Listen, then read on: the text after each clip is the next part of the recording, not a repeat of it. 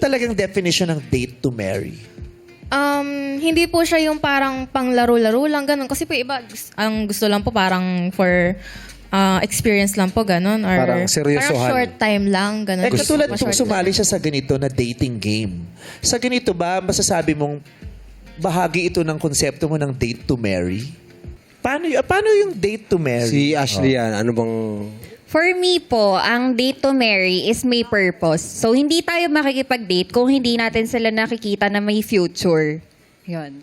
Eh, katulad ngayon, kung sino yung akit dito, makaka-date mo siya. Correct. Tsaka hindi pa siya nagkaka-boyfriend. Nang hindi mo pa siya kilala, ha?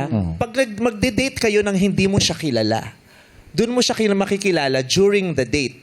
So, bahagi ba yun ng date to marry? Yes po, kasi pag sinabi nating date to marry, hindi naman ibig sabihin na ikakasal mo na siya, gano'n. Literally. So, dapat get to know. Getting to know Yung pa rin first. naman. Kasi parang ang date to marry kasi yun nga yung i-date mo siya kasi may nakikita kang posibilidad na pwede itong maging malalim. At ito, pwede itong mapunta sa kasalan. Correct me if I'm wrong, ha? Ang makakapagsabi lang ng yung date to marry ako, kung hindi ka talaga mahilig makipag-date, bihira ka lang makipag-date, pinipili mo lang talaga yung pagbibigyan mo ng pagkakataong makadate ka kasi may nakikita kang special sa kanya at nasasabi mo, ito pwede itong lumalim at pwede itong mapunta sa kasalan. Kaya mo lang siya i-date.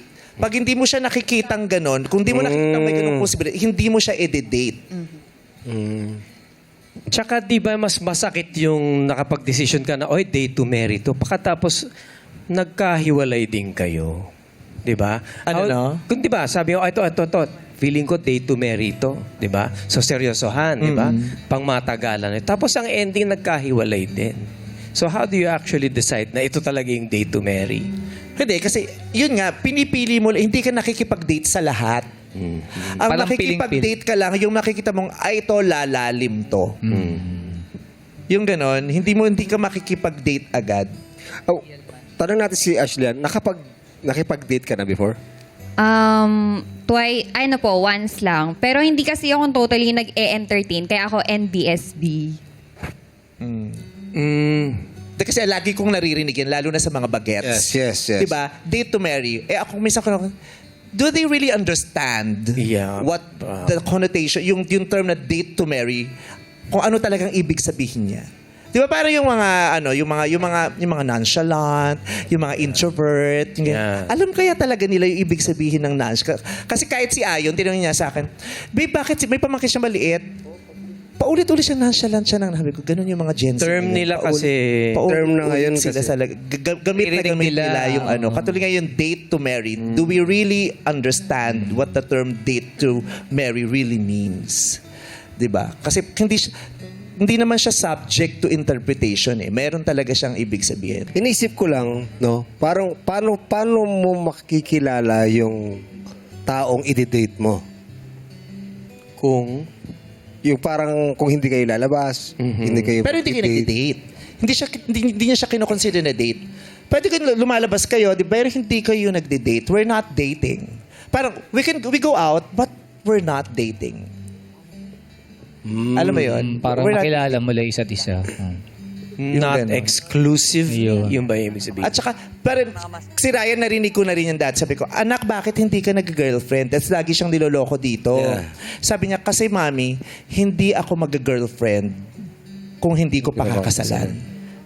Sabi niya, pag nag-girlfriend ako, after nung last relationship ko, magpapakasal na ako. Kaya hindi ako magdi-date o mangliligaw kung hindi pa ako ready magpakasal at kung hindi ko nakikita yung babaeng, ay eto, pakakasalan ko na to. Kasi sabi niya, mararamdaman niya daw yun eh, yung girl na yun na, eto yun, eto yung pakakasalan ko, ito yung i-date ko kasi magpapakasal na ako, ito yung pakakasalan ko. Tama, baby? Yes, mami. Kumbaga hindi na siya nagsasayang ng araw. So parang yun, nalinaw sa akin na, date, yun yung parang ang linaw na sa kanya, yung date to marry. Hindi siya makikipag-date unless nakikita niya yung possibility na eto na yung pakakasalan ko. Especially when you're too young. Kinoconsider mo na ba yung idea ng date to marry kung 18 ka, 19 ka? So yung unang date mo, pakakasalan mo na yun talaga. Ayun lang. Maganda na pag-uusapan na kasi lagi ko siyang narinig lalo na sa mga bata, di ba? Pero totoo ba, naiintindihan ba talaga natin yung term ng date to marry? Just for, for clarity ng ibang tao.